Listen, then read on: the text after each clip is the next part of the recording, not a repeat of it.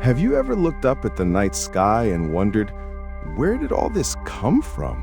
Why are we here?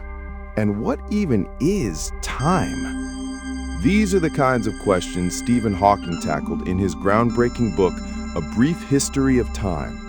Now, don't worry, this isn't a physics lecture. I'm not going to throw equations at you.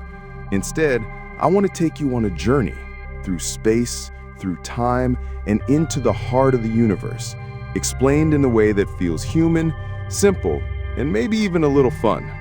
So, grab a coffee, sit back, and let's explore the cosmos together.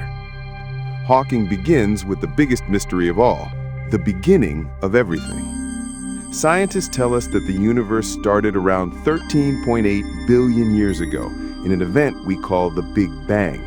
Imagine rewinding everything you see, galaxies, stars, planets, even you and me, like a movie.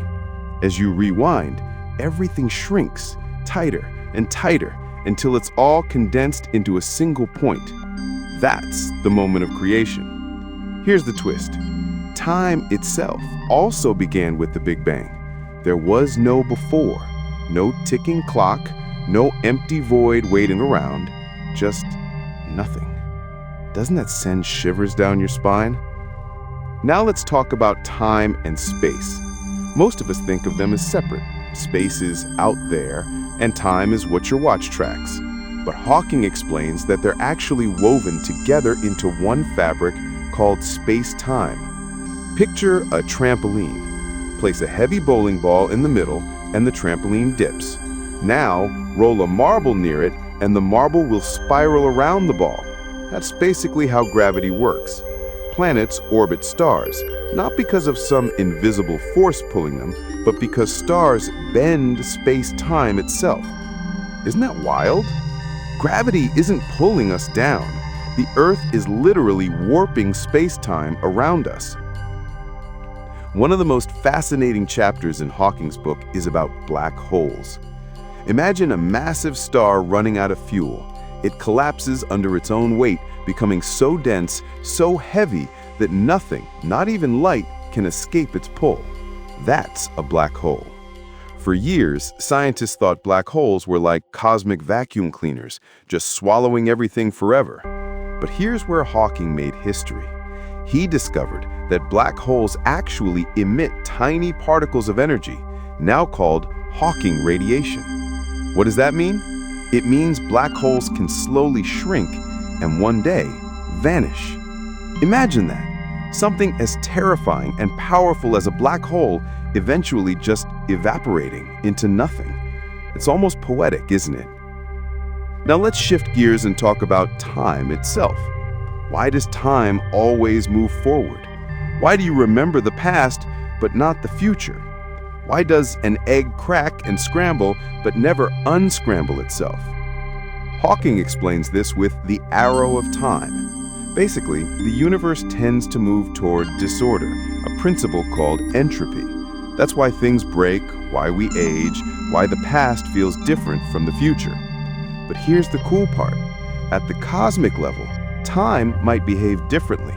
In some theories, if you zoomed in on tiny particles, time doesn't really care about direction.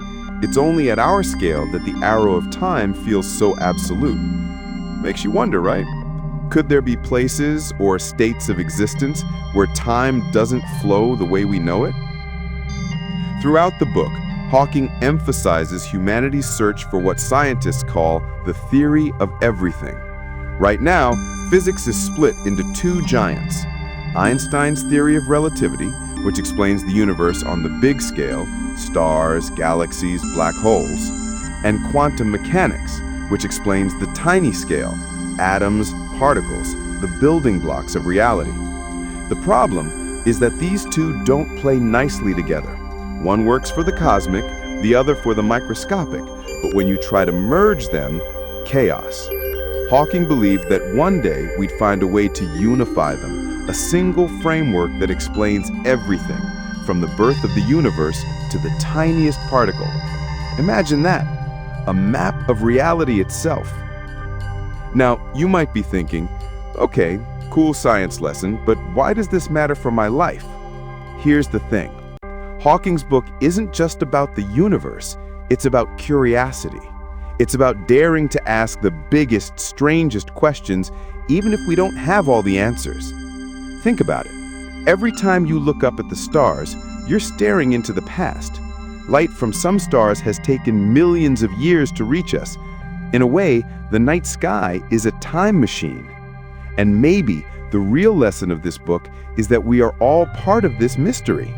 We are stardust, born from exploding stars, capable of asking, why does anything exist at all? So, what does a brief history of time teach us?